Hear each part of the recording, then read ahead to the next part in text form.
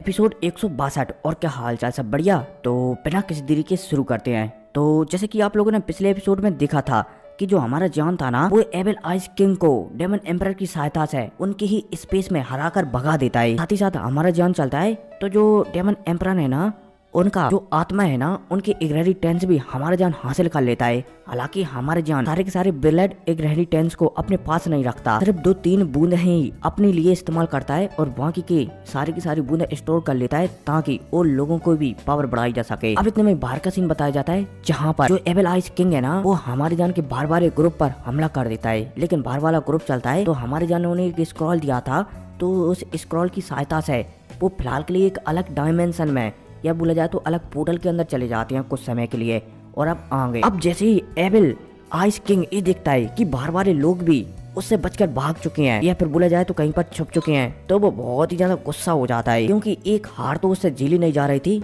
और उल्टा यहाँ पर बाहर आकर ही उसे दूसरी हाल का भी झेलना पड़ता है। इसलिए वो बहुत ही ज्यादा गुस्सा हो जाता है कि क्या बकवास है। इतने में सीन सब होता है और फिर हमें दोबारा से अंदर का सीन बताया जाता है जहाँ पर हमारा जॉन था ना, वो मस्त तरीके से कल्टीवेट कर रहा होता है। अब इतने में हमारे जॉन को बताया जाता है, जॉन चलता है तो उसके पास टोटल 7 बूंदें थी ना, उसमें से एक बूंद ब्लड की ओरिजिनल वाली टियान यू को दे देता है। अब जैसी टियान यू भी ये ओरिजिनल वाली डेमन एम्परर की बूंद को लेता है ना, तो इसे भी खा लेता है, जिस वजह से इसकी पावर भी डाउ जॉन के 8 स्टार के लो लेवल पर पहुंच जाती है। अब फाइनली हमारा जान चलता है तो अपने पूरे ग्रुप की कल्टीवेशन बढ़ाने के बाद, साथ ही साथ ग्रुप को बहुत अच्छे ट्रेजर दिलाने के बाद यहाँ से निकलने की सोचने लगता है। साथ ही साथ हमारे जान का जो 500 लोगों का ग्रुप था ना, ये भी हमारी जान से बहुत ही ज्यादा खुश था, क्योंकि इनमें से अधिकतर लोगों की पावर बढ़ चुकी थी और तो और कुछ लोगों की पावर नहीं बढ़ी थी ना, वो लोग या तो अपने पास ब्लड रख लिया था उन्होंने डेमन एम्परर का, या फिर उनके पास कोई खास वेपन आ गया था। इसलिए सभी के सभी 500 लोग बहुत ही ज्यादा खुश थे। अब इतने में हमारे जान चलता है तो महसूस करने लगता है कि उसने बाहर वाले लोगों को जो स्पेस टेलीपोर्ट वाला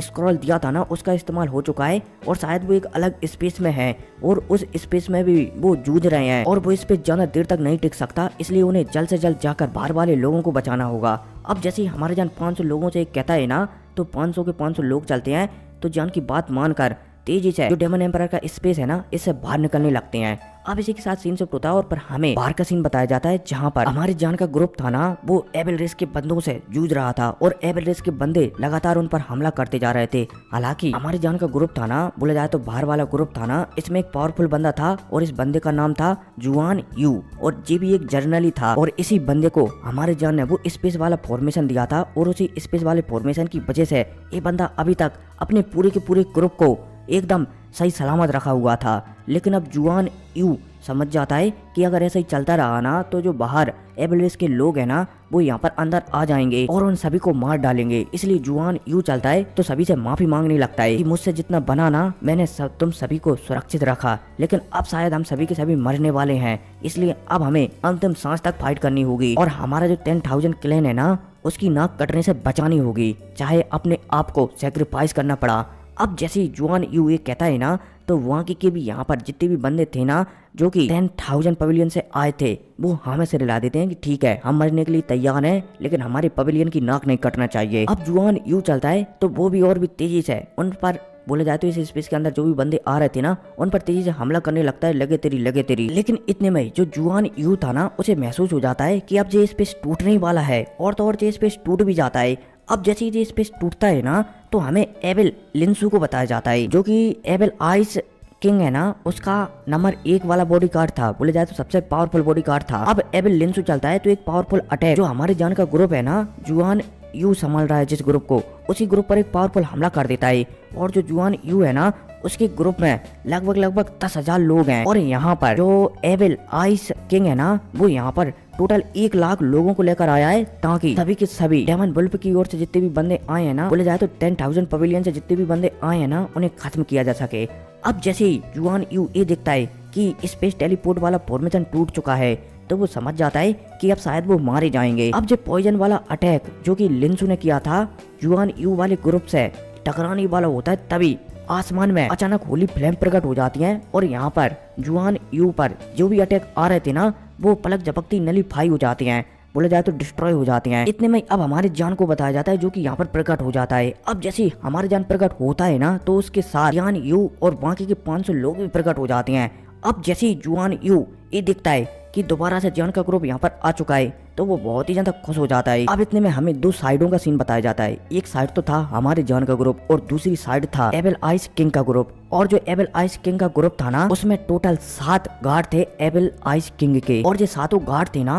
इनमें से 3 गार्डों की तो पावर डाउ जियान के 8 स्टार पर थी और वहाँ के 4 गार्डों की पावर डाउ जियान की 7 स्टार के पीक लेवल पर थी और सिर्फ एक ही गार्ड था जिसकी पावर डाउ जियान की 7 स्टार के मीडियम लेवल पर थी। अब यहाँ पर एबल आइस किंग चलता है तो अपने 7 गार्डों को आदेश देता है कि जाओ और जाकर जियान को खत्म कर दो। अब जैसे ही एबल आइस किंग अपने 7 गार्डों को आदेश देता है ना तो एबल आइस किंग चलता है तो अपनी और भी बोला जाए तो अपनी पूरी की पूरी आर्मी को ऑर्डर देता है कि जाओ और जाकर जो डेमन बल्ब की जितने भी बंदे यहाँ पर आए हैं ना बोला जाए तो 10,000 पवेलियन से जितने भी बंदे आए हुए हैं ना उन सभी को खत्म कर दो। अब जैसे ही एबल आइस किंग कहता है ना तो एबल आइस किंग की और 1 लाख लोग थे जी 1 लाख लोग चलते हैं सैनिक चलते हैं। तो जो हमारी जान का ग्रुप था ना जिसमें कि सिर्फ 10,000 लोग थे उस पर हमला करने लगते हैं लगे तेरी। अब इतने में टियान यू को बताया जाता है जो कि हमारी जान से कह रहा होता है कि जान क्या तुम्हें 7 गार्डों से लड़ने के लिए मेरी मदद चाहिए। हमारी जान चलता है तो मना कर देता है कि अगर जरूरत पड़े ना तो तुम आ सकते हो वरना जो 1 लाख लोग है ना सबसे पहले तुम उनसे निपटो क्योंकि हमारी जनसंख्या कम है।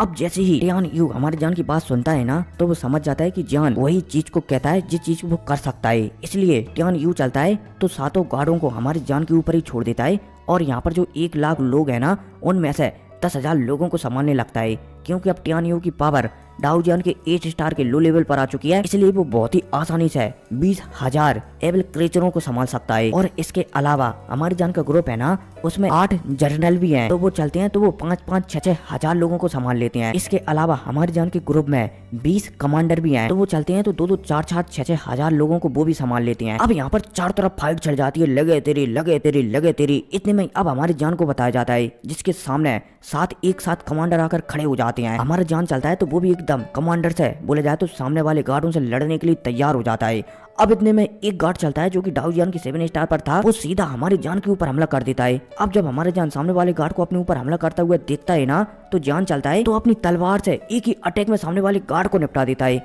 अब जब सामने वाले 7 गार्ड ये देखते हैं बोला जाए तो 6 गार्ड ये देखते हैं कि उनके एक गार्ड को पलक झपकते जान ने एक ही अटैक में मार दिया है तो थोड़े से वो हैरान हो जाती हैं। लेकिन अब इतने में 2 गार्ड और चलते हैं जो कि डाउ जियान के 7 स्टार के हाई लेवल पर थे वो एक साथ हमारी जान के ऊपर हमला कर देते हैं। अब जब हमारा जान एक साथ 2 गार्डों को अपनी ओर आता हुआ देखता है ना तो जान चलता है तो एक गार्ड को तो वो होली फ्लेम की सहायता से रोक लेता है और दूसरे गार्ड का अपने काले कलर की तलवार से सीधी गर्दन ही काट देता है। इतने में हमारा जान चलता है तो तीसरे गार्ड को भी यहीं पर छाती में अपने काले कलर की तलवार घुसाकर मार डालता है। अब जब सामने वाले 4 गार्ड ये देखते हैं कि उनके 3 गार्ड पलक झपकती एक अटैक में ही मारे गए हैं तो चारों के चारों गार्ड थोड़े हैरान हो जाते हैं। लेकिन अब इतने में इनमें से एक गार्ड चलता है तो वो टियान यू की ओर आगे बढ़ जाता है क्योंकि टियान यू है ना वो काफी ज्यादा एबल रेस बोला जाए तो एबल आइस किंग की आर्मी को चोट पहुंचा रहा था। इसलिए इनमें से एक गार्ड चलता है तो वो टियान यू की ओर बढ़ जाता है ताकि टियान यू को रोक सकें। और अब सिर्फ हमारे जान के सामने 3 गार्ड ही अकेले रह जाते हैं। अब जैसे हमारे जान तीनों गार्डों को दिखता है ना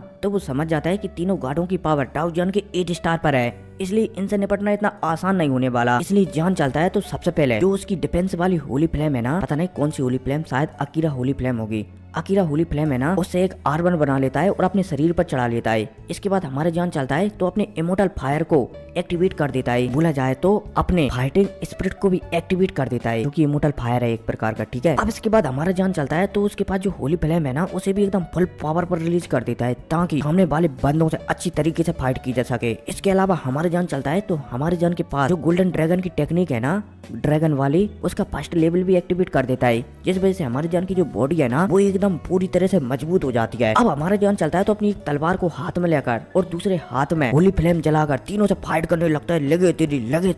तेरी। तीनों बंदे चलते हैं तो वो भी हमारी जान से फाइट करने लगते हैं लगे तेरी। अब ये तीनों के तीनों बंदे थे ना इन्हें आपस में लड़ने में बहुत ही ज्यादा अनुभव था इसलिए तीनों के तीनों बंदे चलते हैं तो हमारे जान को कहीं ना कहीं सप्रेस करने लगते हैं। अब जब हमारे जान ये देखता है कि वो इतने तरफ के इक्कों को रिलीज करने के बाद भी तीनों को सप्रेस नहीं कर पा रहा है तो जान चलता है तो उसे थोड़ा सा गुस्सा आ जाता है और वो तुरंत जो एक अलग वर्ल्ड है ना जिस वर्ल्ड से लोग बाग बोला जाए तो चाहे वो ह्यूमन हो शैतान हो या फिर कोई भी हो उस वर्ल्ड से वो लोग कुछ लोगों को गुलाम बनाकर अपने लिए काम करवाते हैं जिसे हम डार्क नाइट कहते हैं। हमारा जान चलता है तो उसके पास भी एक डार्क नाइट था और ये डार्क नाइट शायद हमारी जान ने किसी से छीना था और इसे छीनने में हमारी जान को जो ताओसी गॉड है ना उनकी स्टोरेज अंगूठी ने हमारी जान की मदद की थी। तो हमारा जान चलता है तो उसी डार्क नाइट को बाहर निकाल लेता है। अब जैसे ही हमारा जान उस डार्क नाइट को बाहर निकालता है ना तो जान चलता है तो डार्क नाइट को ऑर्डर देता है कि जो दो बंदे हैं ना तुम कुछ समय के लिए इन दोनों बंदों को संभालो जब तक मैं इस बंदे को देखता हूँ। अब जैसे ही डार्क नाइट से हमारे जान एक कहता है ना तो डार्क नाइट जो 3 बंदे अभी तक हमारी जान के साथ लड़ रहे थे ना उनमें से 2 बंदों को अकेला ही झेलने लगता है। अब जब तीनों के तीनों बंदे ये देखते हैं कि उन्हें सेपरेट बोले जाए तो अलग अलग कर दिया गया है तो वो थोड़े से हैरान हो जाते हैं, लेकिन फिर भी अब वो कुछ भी नहीं कर सकते थे। 2 बंदे चलते हैं तो वो हमारी जान का जो डार्क नाइट था ना उससे लड़ने लगते हैं लगे तेरी और हमारी जान के सामने अब सिर्फ एक ही बंदा बचता है। अब जैसे ये एक बंदा अकेला हमारी जान के सामने बचता है ना तो ये बंदा बहुत ही ज्यादा गुस्सा हो जाता है और अपने ओरिजिनल फॉर्म बोला जाए तो एक राक्षस के रूप में बदल जाता है। अब जैसे ये राक्षस के रूप में बदलता है ना तो इसके सिर पर 5 सींग आ जाते हैं जो कि किसी शैतान की तरह दिख रहे होते हैं। अब इतने में बंदा चलता है तो 5 सींगों से एक अटैक हमारी जान के ऊपर कर देता है। अब जब हमारा जान सामने वाले बंदे को इस तरीके से अपना रूप बदलता हुआ दिखता है ना तो जान चलता है तो वो भी सींग वाले अटैकों से बचने के लिए उनके ऊपर एक काउंटर अटैक कर देता है और हमारा जान ये अटैक करता है हेवनली एम्परर का सीलिंग वाला अटैक। अब जैसे सीलिंग वाला अटैक जो 5 सींग हमारे जान के ऊपर हमला करने के लिए आ रहे थे ना उनसे टकराता है ना तो जो सीलिंग वाला अटैक चलता है तो 2 सींगों को डिस्ट्रॉय कर देता है और सिर्फ 3 सींग ही बचते हैं और तेजी से हमारे जान की ओर 3 सींग आगे बढ़ने लगते हैं। अब जब हमारे जान ये दिखता है कि अभी भी उसकी ओर 3 सींग आगे बढ़ रहे हैं तो जान चलता है तो वो अपने फायर को बाहर निकालता है और एक फायर से मतलब कि अपनी होली फ्लेम से एक लॉइन बना देता है जो कि टाइगर जैसे दिख रहा होता है। अब जो टाइगर जैसे ही बनता है ना तो ये टाइगर चलता है तो अपना बड़ा सा मुंह खोलता है और इसके मुंह से एक बॉल निकलती है जो कि आग की बनी हुई होती है और ये बॉल तेजी से जो 5 सींग थे ना जिसमें से हमारी जान ने 3 सींगों को डिस्ट्रॉय कर दिया था, मतलब कि 2 सींगों को डिस्ट्रॉय कर दिया था और 3 सींग बचे हुए थे और वो हमारी जान की ओर आगे आ रहे थे। एक बॉल चलती है तो उन्हीं सींगों से टकरा जाती है धड़ाक। अब जैसे ही दोनों अटैक टकराते हैं ना हमारी जान की फायर बॉल और ये 3 सींग तो एक धमाका होता है बड़ाम और इस धमाके की वजह से जो हमारी जान का डार्क नाइट 2 बंदों से फाइट कर रहा था ना उनमें से एक बंदा मारा जाता है क्योंकि जो डार्क नाइट था ना ये जानबूझकर उस बंदे को जिस साइड जो धमाका हुआ था ना उसी साइड फेंक दिया था। अब इतने में सामने वाला बंदा बोला जाए तो जिस गार्ड की हमारी जान के साथ फाइट हो रही थी ना उस गार्ड को बताया जाता है।